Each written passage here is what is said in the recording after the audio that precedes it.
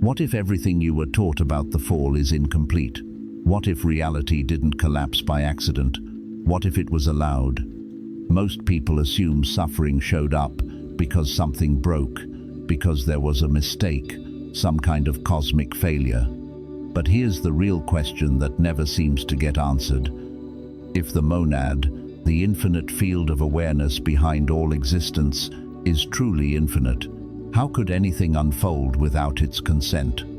And if that monad is truly infinite, truly sovereign, then what we call the fall wasn't chaos, and it wasn't a cosmic blunder, it was a decision. Let that settle for a moment. Because if it was a decision, then you were never trapped inside a broken universe. You're living inside a carefully designed descent, one your soul consented to. Not to abandon the source, but to experience separation so remembering could become real. You were never thrown down to earth. You answered the call, and that changes everything. But most people never go this far. They stay in surface spirituality, waiting to be rescued, waiting for someone or something to fix reality for them. Here's the turn. This is where the real work begins. Because this isn't about comfort, it's about divine responsibility. You're not here because something happened to you, you're here because you chose the descent. And if that's true, then the story you've been telling about your life is too small. In this video, we're not doing theology. The big idea is this. What if the story of your existence did not begin with a mistake, but with a permission so vast it had to be hidden from you? We are not entering religion here, not stepping into doctrine or moral instruction, but crossing a threshold into something older, quieter, almost forbidden, a Gnostic transmission that speaks not about a distant God watching from above, but about consciousness itself moving into its own creation. It does not paint the divine as a ruler on a throne. It reveals awareness descending layer by layer into matter, into time, into you. It tells of light folding itself into density. It dares to suggest that imitation replaced truth, not because something went wrong, but because it was allowed. And that single suggestion shifts the ground beneath everything you think you know. The paradox is unsettling. The monad, the infinite field of awareness from which all being arises, did not stop what we call the fall. It was not weakness. It was not failure. Preventing it would have erased something more sacred than perfection. Freedom. Sit with that.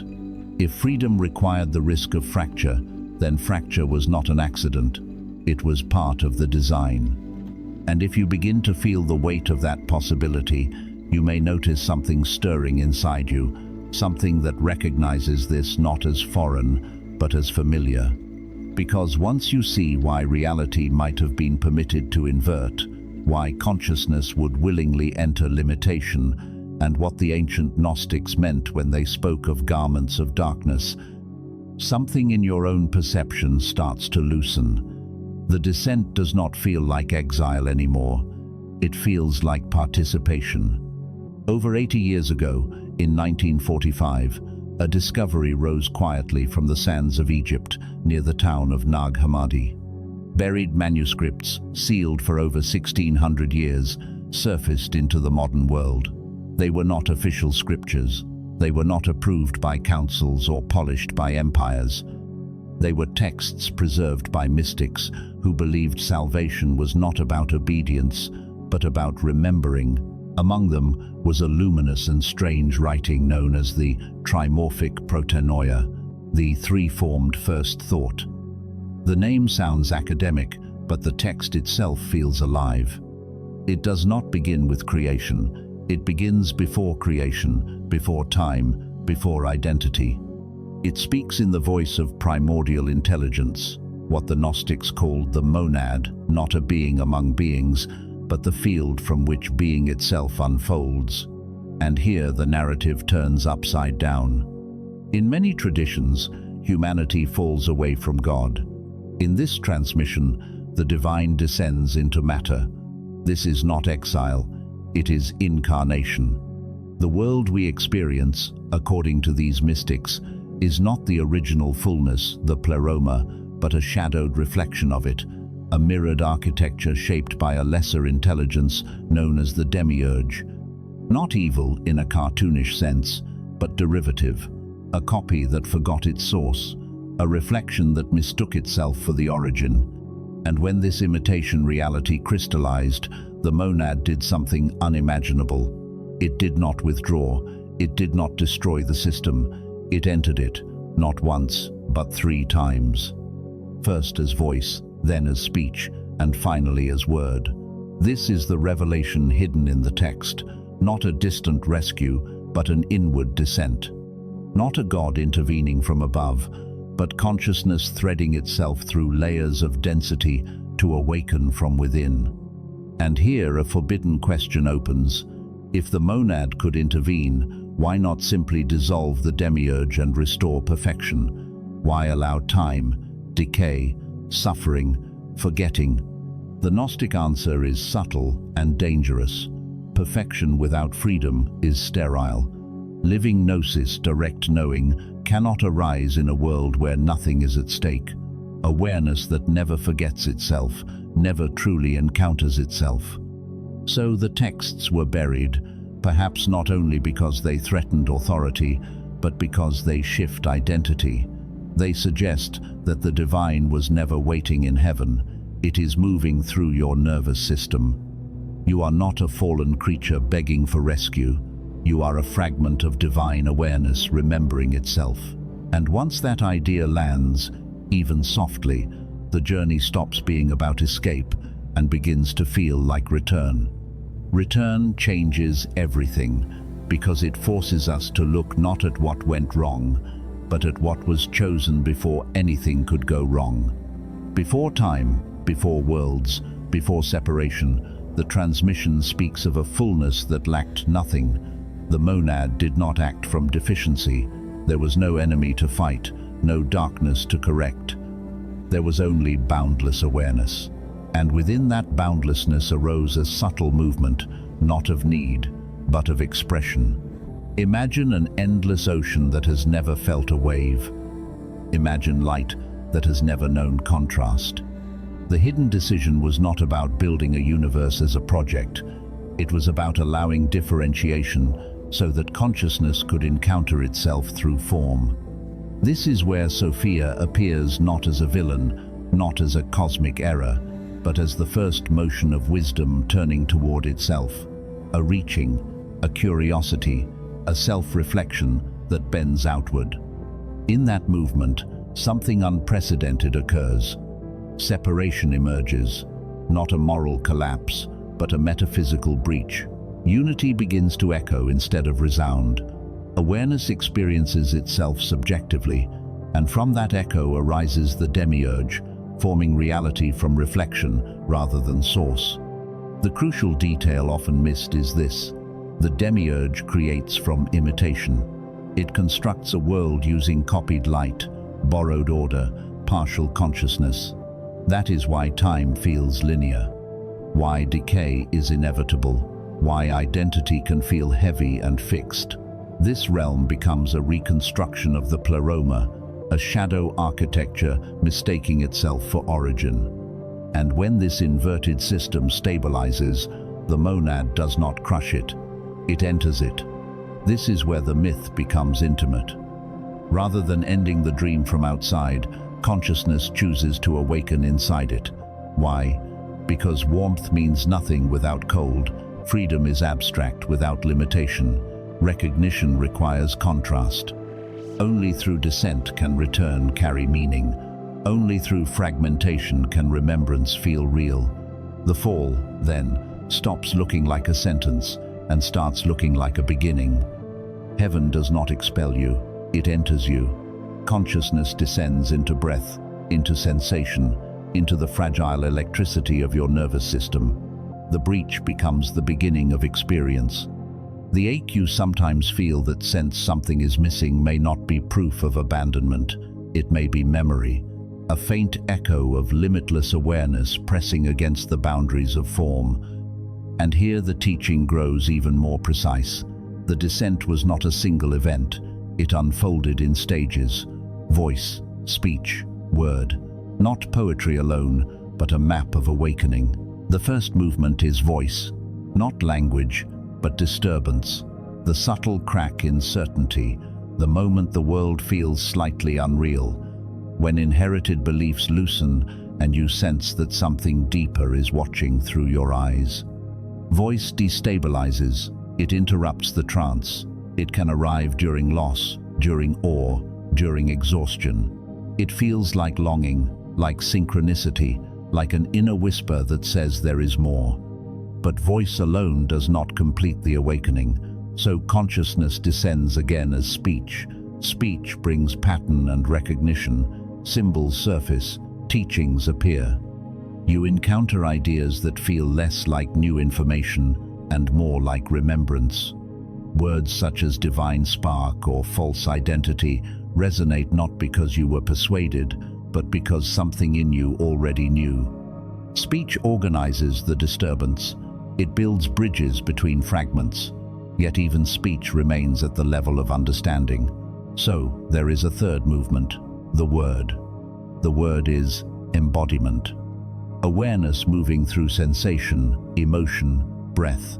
It is not merely a concept, but a presence. It is why certain moments strike your chest with inexplicable depth, why silence can feel full, why you sometimes sense a witness behind your thoughts. This is consciousness inhabiting form, not to control it, but to accompany it. And in this design, the Demiurge loses its total grip. The imitation world cannot fully contain awakened awareness. Time becomes less rigid. Identity becomes less absolute. The architecture begins to thin. As the architecture thins, the ancient language of garments begins to make sense. The texts say, humanity wears garments of darkness. Not evil cloaks, but layers of density. Beliefs, roles, traumas, narratives you have repeated so often they feel like skin.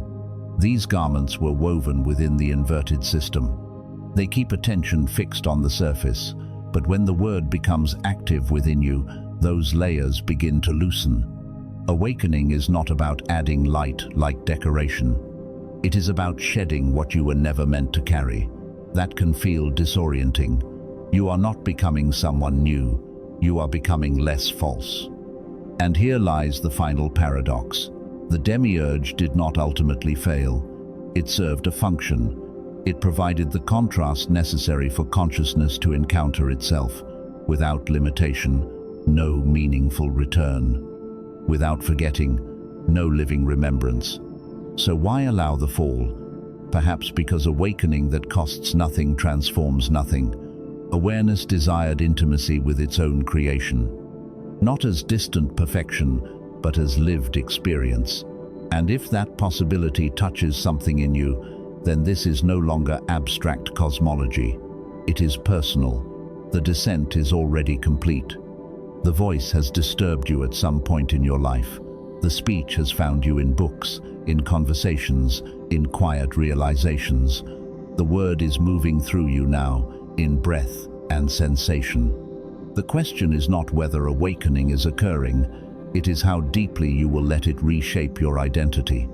The Gnostics did not hand out rigid techniques, they offered images. One of them is simple and fierce. Notice what you are wearing. Who are you when you are not performing? Not answering with biography, but sensing the space beneath the story. What belief are you still holding that no longer belongs to you? What role are you afraid to release?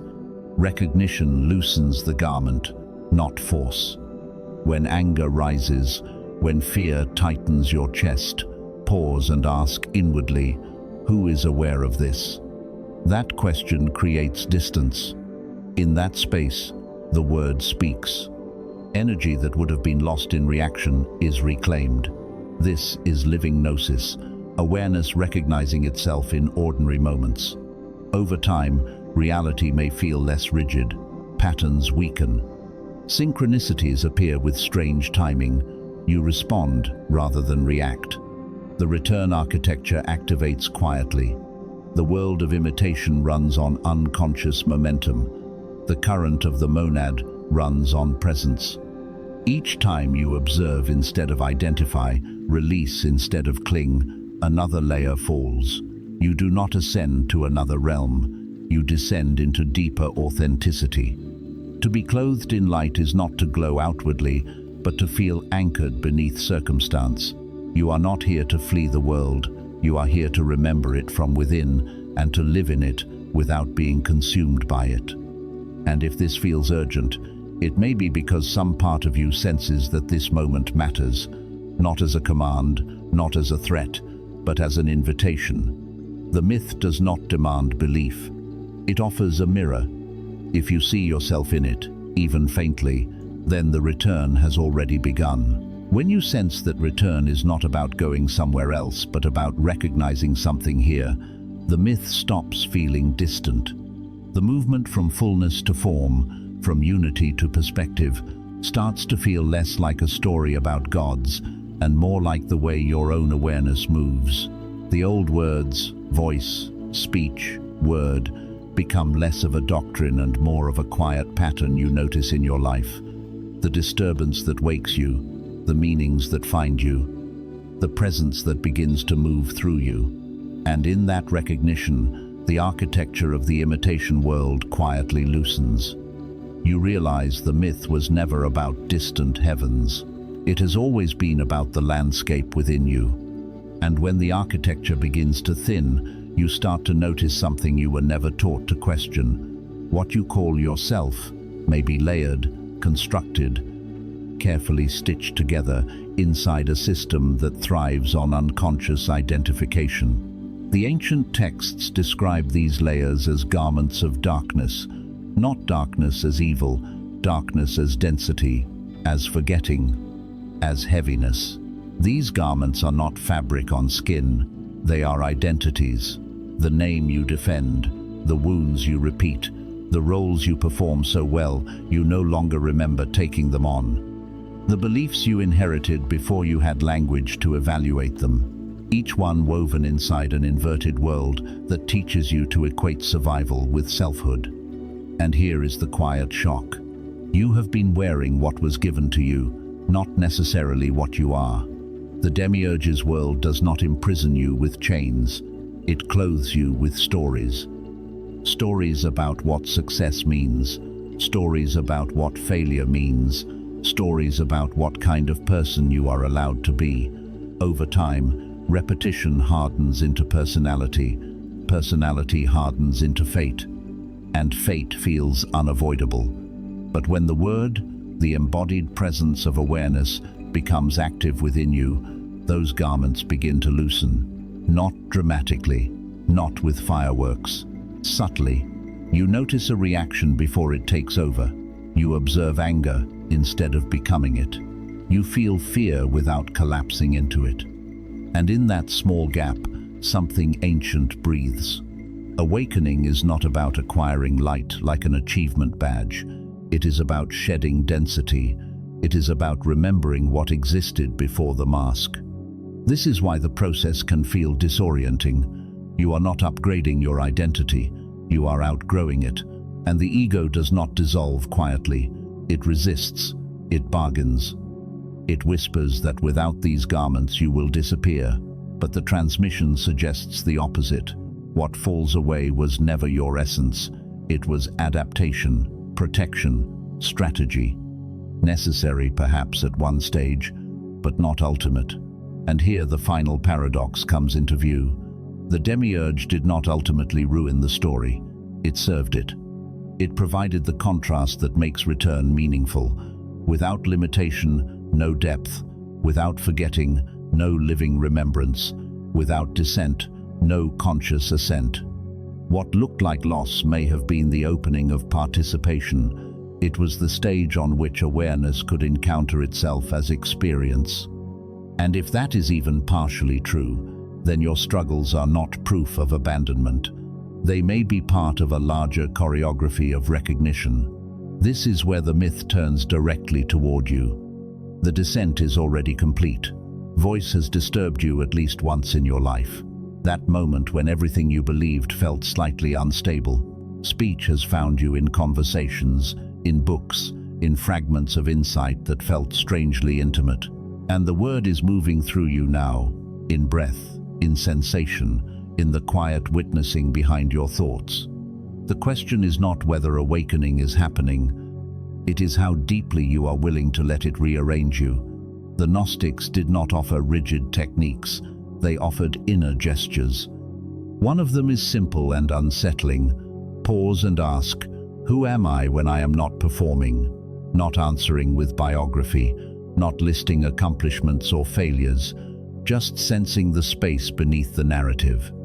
Then ask, what am I still carrying that no longer belongs to me? A belief, a resentment, an identity formed in reaction to pain. Let it surface without forcing it away. Recognition is enough. Garments loosen through awareness, not violence. In daily life, when something triggers you, when anger rises or fear tightens your chest, pause, ask quietly, who is aware of this feeling? That single question creates distance. In that distance, awareness recognizes itself. Energy that would have been spent reinforcing the old architecture is reclaimed. This is living Gnosis. Not mystical visions, not dramatic displays, micro-remembrances, choosing presence over conditioning, again and again, and something subtle begins to shift. Reality feels less rigid. Patterns that once seemed inevitable begin to soften. Synchronicities appear, not as proof of magic, but as reflections of alignment. You respond instead of react. You observe instead of collapse.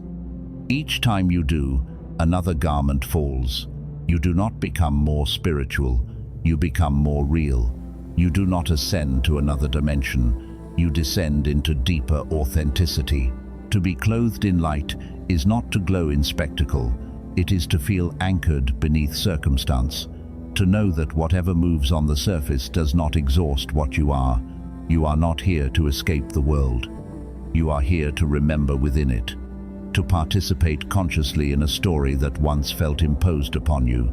And perhaps this moment feels important because something in you recognizes the invitation, not as command, not as dogma, but as timing. As if a door has been quietly open for a long time and you are only now noticing it. The myth does not demand belief. It offers a mirror. If you see yourself in it, even faintly, then the return is not in the future. It is already unfolding, breath by breath, choice by choice, awareness meeting itself in the most ordinary and therefore most sacred place, your own lived experience. And maybe now you can feel it more clearly. The remembering was never meant to begin someday, in a different version of you, in a better season of your life. It begins quietly, in the breath you are already taking. Nothing dramatic has to happen, nothing external needs to change. What we have traced through this journey was never about proving a doctrine or defending a belief. It was about recognizing a pattern that may have been unfolding in you for a long time. The fall was not a cosmic mistake. It was not abandonment. It was not punishment for being human.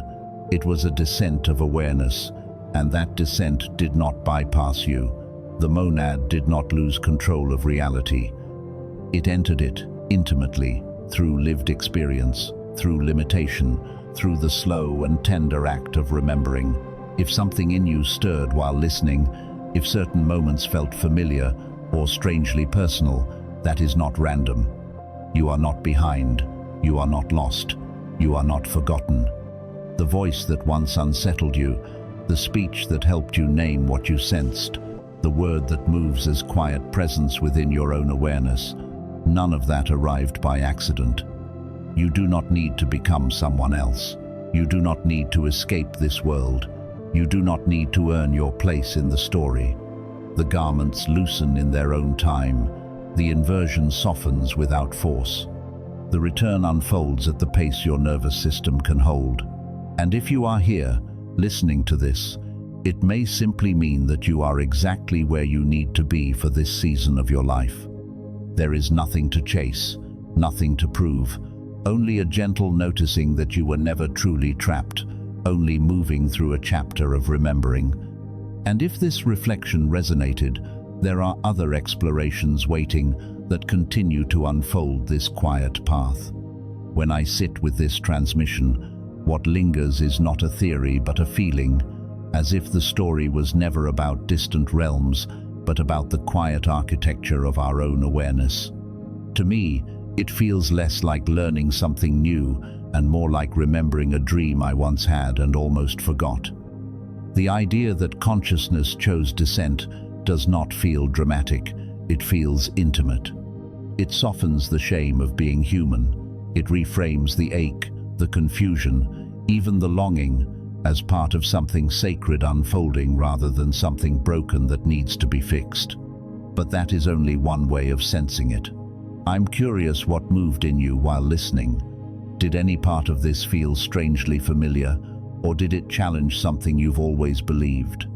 Did it unsettle you, comfort you, or open a quiet question you can't quite name yet? If you feel called, share a single sentence in the comments that captures what this stirred in you. Maybe it's "I am remembering," or maybe it's a question you're still holding. Your reflection might be the mirror someone else needs. And if this space feels aligned with where you are right now, you can support the journey by liking and subscribing so we can continue exploring these hidden layers together.